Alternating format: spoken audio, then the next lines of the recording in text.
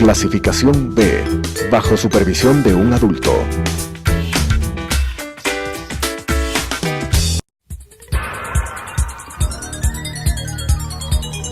Las opiniones vertidas en este espacio por la producción y dirección del programa son de exclusiva responsabilidad de sus autores y de quienes intervienen en ellos.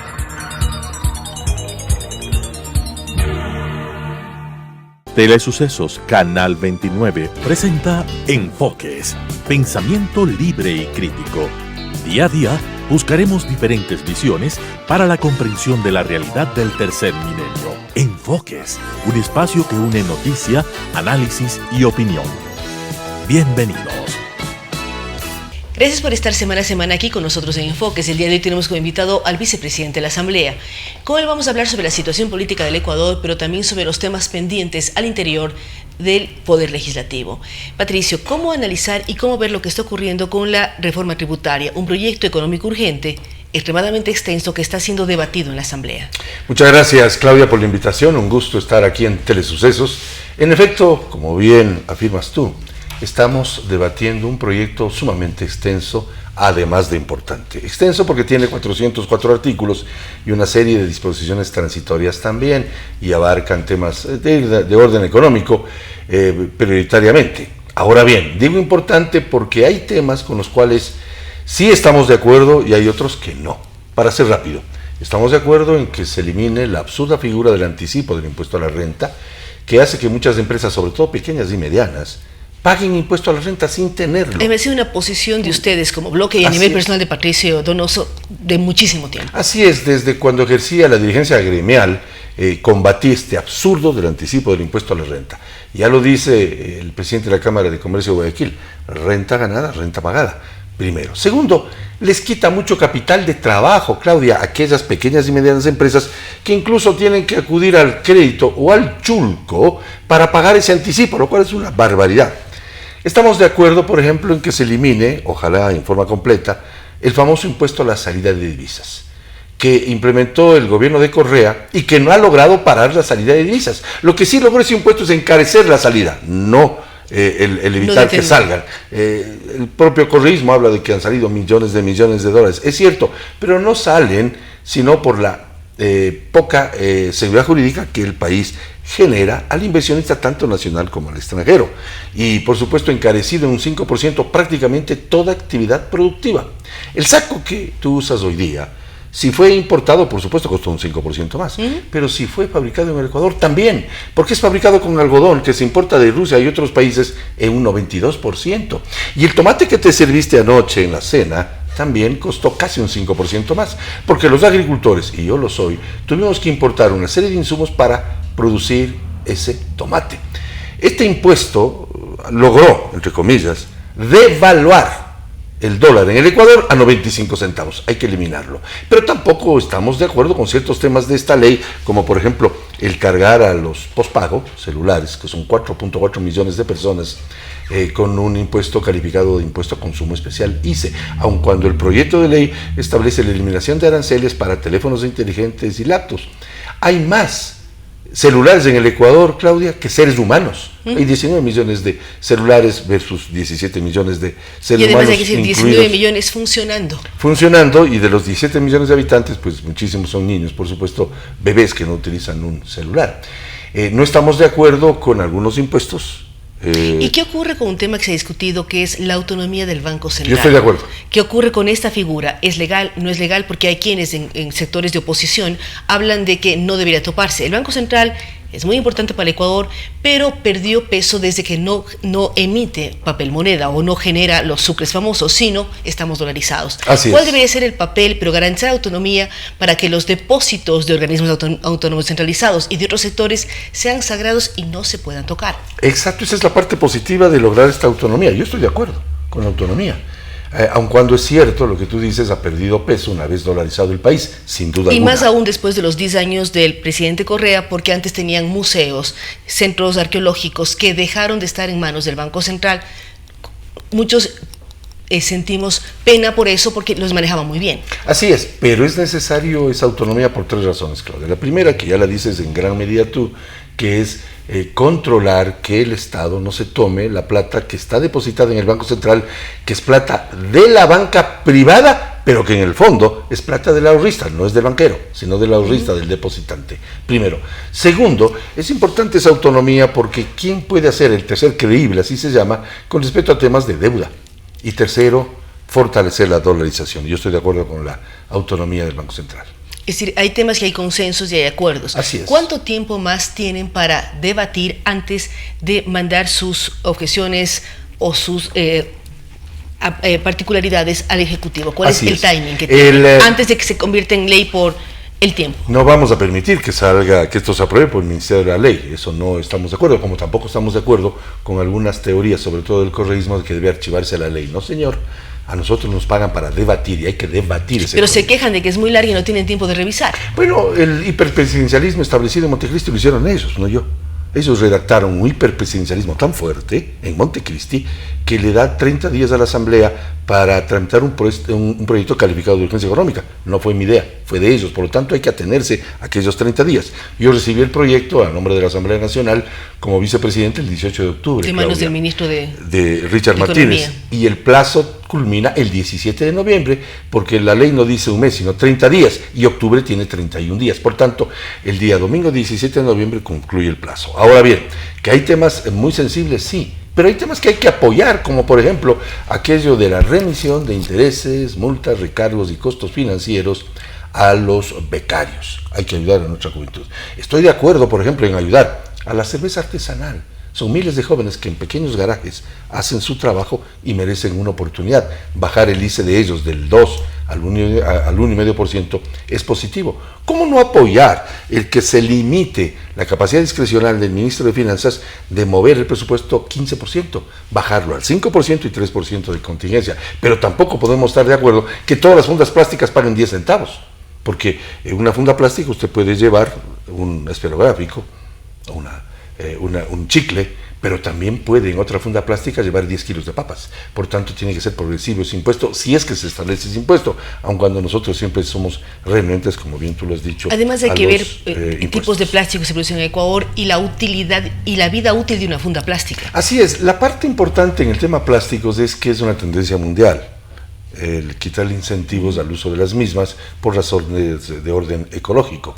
¿Cómo no estar de acuerdo que ya no tengan las MIPYMES que emitir 12 declaraciones del IVA al año, sino solo 2, una semestral? Eso es bueno y es positivo. Como también es positivo quitarle todo impuesto a los vehículos eléctricos. Hace pocos meses, me parece que 3, aprobamos en la Asamblea, y creo que también por unanimidad, y yo apoyé ese proyecto desde el arranque, me refiero, en la Comisión de Desarrollo Económico, a la cual pertenecía preteritamente, el que hasta el año, me parece que el 2026, sobre todo la transportación pública debe ser con uso eléctrico, con energía eléctrica y no pues con fósiles. Eso hay que apoyarlo. ¿Cómo oponernos a ello? Por eso digo, y escúcheseme bien, por eso digo que hay que debatir el proyecto, que no es que hay que archivarlo.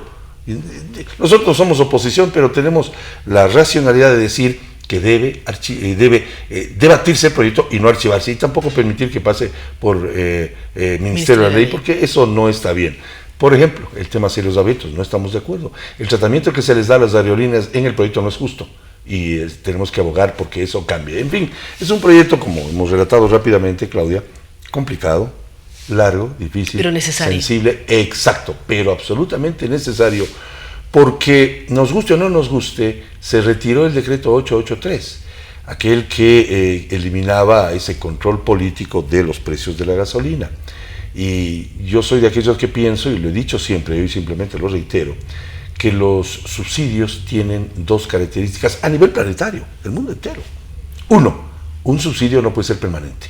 Y 2, un subsidio tiene que estar dirigido a los pobres. Y resulta que el subsidio desde hace 45 años ha sido permanente, 45 años es casi 2 generaciones.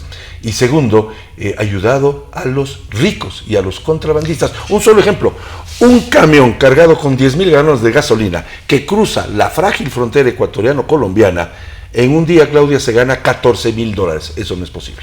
Y es a costilla del Estado ecuatoriano y de los pobres y de Así todos es. de todos los ecuatorianos de una u De otra todos. manera. Y sobre todo de los pobres, hay que focalizar el subsidio. Y no está bien que Claudia Arteaga o Patricia Donoso tengamos subsidio al tanquear nuestros vehículos. Debemos evitar eso y Así tener es. el tema diferenciado. Ahora, ¿cómo resanar lo que vivimos en octubre?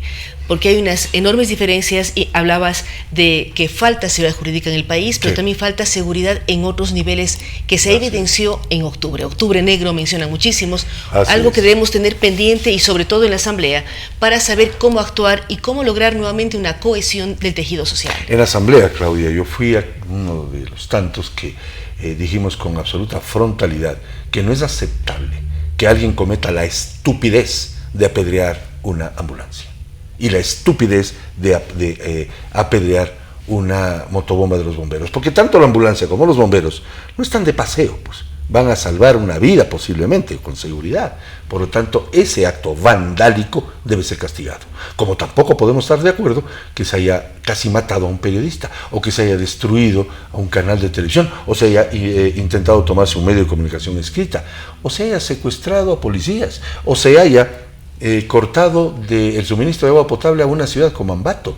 Esos temas tienen que ser castigados, porque si queremos que se vuelva a repetir este octubre negro, dejemos en impunidad a todos aquellos que hicieron actos vandálicos. Yo estoy de acuerdo con las quejas, el rechazo a ciertas medidas económicas, estemos o no de acuerdo, es parte del vivir ciudadano. Y el juego de la democracia, además. Así es, y la democracia da perfecta cabida a las quejas, pero sin esos actos vandálicos que evidentemente son hechos por gente que se metió pues en las marchas, venidos casi directamente del Foro Sao Paulo, y eso lo sabemos todos, porque nadie en su sano juicio puede ocurrírsele que los sectores indígenas campesinos, a los cuales respeto y he trabajado con ellos, se van al 5º piso de la Contraloría a quemar evidencias sobre casos de corrupción. Eso es programado no por ellos, sino por grupos vandálicos. Hay que trabajar muchísimo para esto, y una parte de eso es pensar en las siguientes elecciones, y ustedes tienen pendiente el Código de la Democracia. Sí. Hay varias reformas planteadas, cómo analizarlo y también cuál es el tiempo, porque hasta el 1 de enero debe estar listo y publicado. Bueno, no, debe estar publicado en términos reales hasta el 20 de febrero, porque O justo un año antes claro, de las porque elecciones. la Constitución Ya. dice que no se pueden hacer cambios sino un año antes de las elecciones. Para Y que rigen las siguientes. Exacto, y las elecciones del 2021 son el 21 de febrero, por tanto hasta el 20 de febrero debe estar olvidado y santificado a través de la publicación en el registro oficial de esos cambios. ¿Y cuáles son? En mi humilde opinión, no todos los cambios que se hablan, porque no hay tiempo. 3 cambios. 1, el sistema de adjudicación de escaños, que me parece... La famosa fórmula. Claro, la fórmula esta de Hunt, que ha dado paso a muchas injusticias. Por ejemplo, y relato rápidamente, en la elección del 2013, un movimiento político, con el 43% de los votos, se llevó el 75% de legisladores. Y en tu provincia, en Azuay, con el 53% de los votos se llevaron el 100% de asambleístas, es decir, ustedes los azuayos. No tuvimos derecho a ninguna otra opción. Claro, el 47% de azuayos, incluida Claudia Arteaga. Yo voto en Quito, voy a decir, voto en votas Pichincha Quito. desde muchos Pero años. graficaba el hecho de que tú eres cuencana. Sí. No tuvieron representación el 47% de azuayos, eso es absurdo. Y a nivel nacional tuvieron el 81% de la legislatura con el 52, me parece, por ciento de los votos. Eso produjo pues el sistema de repartición de escaños de Hunt. Yo creo que hay que cambiarle a un sistema que yo les he llamado, ojalá me hagan caso y que me escuchen y me oigan, un sistema que yo le denomino directo proporcional. Me explico. No tiene ningún otro nombre, no es Webster, no es Hunt, no es no sé nada, qué. yo le he puesto ¿Cómo directo, funciona el directo proporcional? Muy sencillo, esta es una propuesta que la hice, ojalá me hagan caso, que significa que si un partido político tiene el 25% de los votos, tendrá el 25% de asambleístas. Vamos, no nos hagamos lío. Si tiene un movimiento político el 12% de apoyo popular, tendrá el 12% de Ahora, asambleístas. ¿las listas deben ser cerradas o abiertas? Cerradas. Volver al antiguo. Cerradas por una razón, porque la parte conceptual... Además, por lo que dices clarísimo, si el partido tiene tal Claro. apoyo, no es la persona. No es la persona, porque debe ser el tema conceptual, ideológico. Si tú votas por un partido político, estás votando no solamente por esa persona que está liderando la lista, porque de pronto hay otras personas a las cuales estimas también en la misma lista. Estás apoyando a una forma de ver el país. Y además a das un valor criterio. más fuerte a cada voto. El voto Así no es. puede dividirse en 10 14, o en 14 o en Pichincha en segmentos. 16. Es una locura, es una barbaridad. Tiene que ser una votación cerrada de forma tal que el ciudadano se exprese por una ideología en la cual cree, primero. Y segundo, se factibiliza el tema de este sistema que yo propongo. Ese es un punto, el directo proporcional, pero ¿cómo esto, cada partido tiene de acuerdo a su proporción de votos? Pero claro, si el universo es 1000 votos, si tengo 250 me toca la cuarta parte del, así es. Del espacio. Y si por algo tienes el 50% de votación, que es enorme, tendrás el 50% de asambleístas, pero no es posible que con el 53% de votos tengas el 100% de asambleístas, es que eso se va contra la sana lógica. Entonces cambiar el sistema por ojalá me hagan caso, o pues hay otros como el Western o el Imperiali, pero creo que este de directo proporcional es el más justo, porque aquel partido que tiene apenas un 5% de apoyo tendrá el 5% de asambleístas, así, es decir, y lo mismo en los consejos cantonales, el 5, el 15, el 20% de concejales de una determinada. Ese es uno de los puntos. ¿Qué otros puntos estás planteando para la reforma del Código de Democracia? Que se debata, no estoy muy seguro si debemos aplicarla o no, pero las provincias de Manabí, Guayas y Pichincha fueron divididas en distritos. Algunos apoyan esa distritalización. A mí me parece que hay que debatirla en el sentido de hacer esos distritos un poquito más grandes. Esa es mi opinión. Y la tercera, el origen de los fondos. El financiamiento de las campañas. El financiamiento. Y es más, voy a decir algo que todo el mundo lo dice, pero no se lo aplica.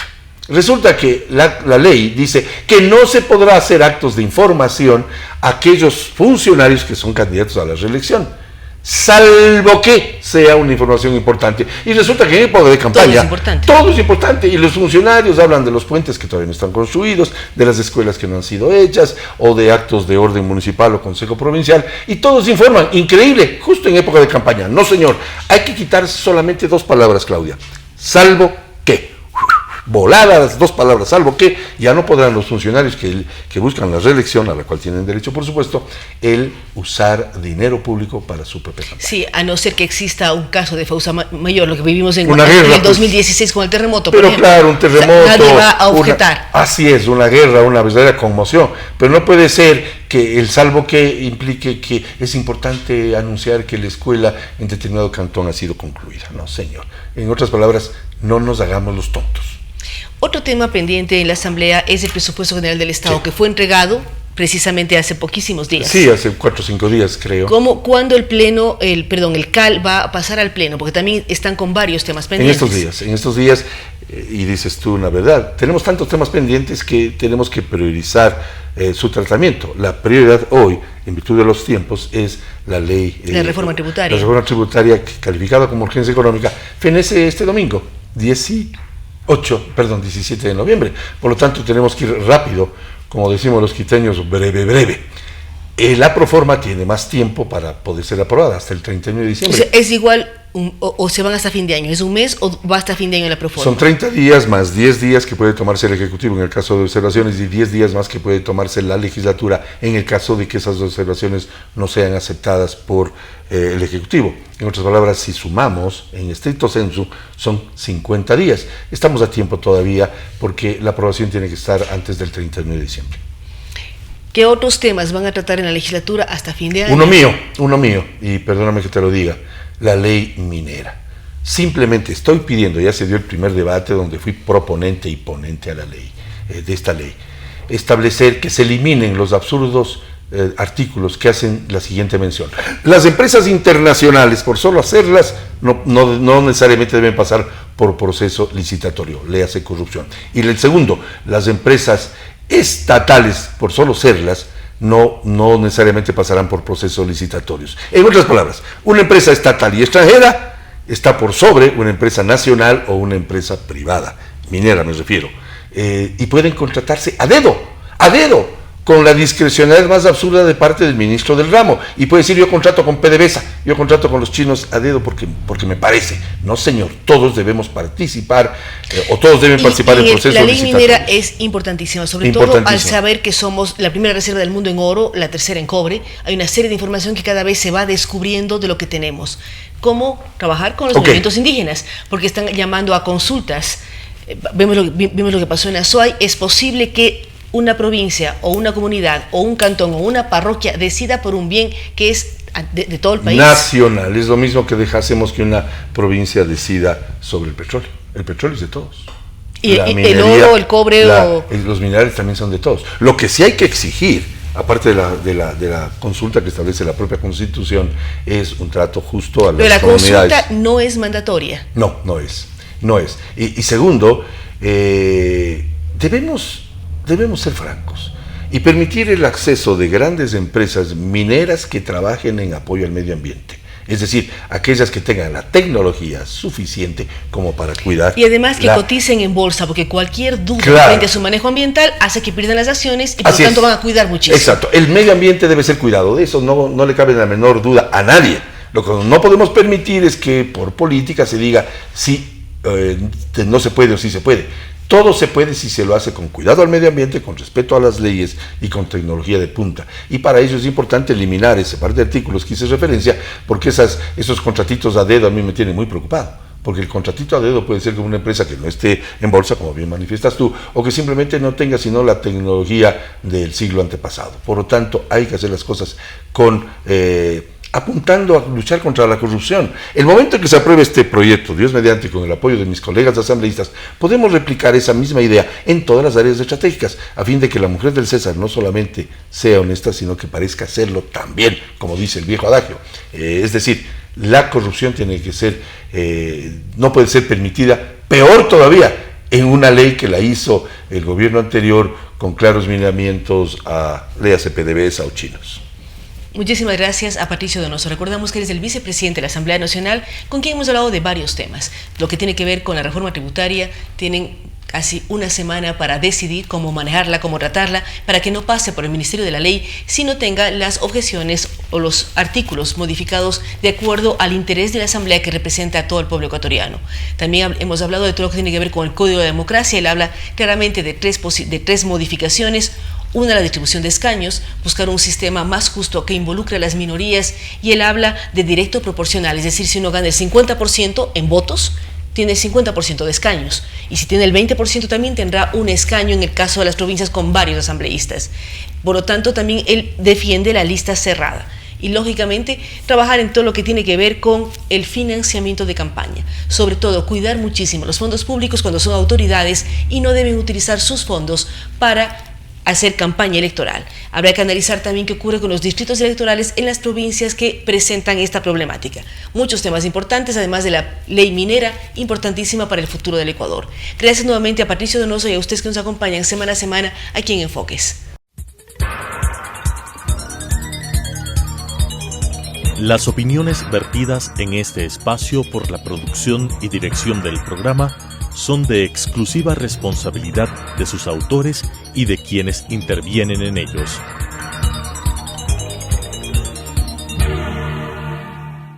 Telesucesos Canal 29 presentó Enfoques, pensamiento libre y crítico. Día a día buscaremos diferentes visiones para la comprensión de la realidad del tercer milenio. Enfoques, un espacio que une noticia, análisis y opinión.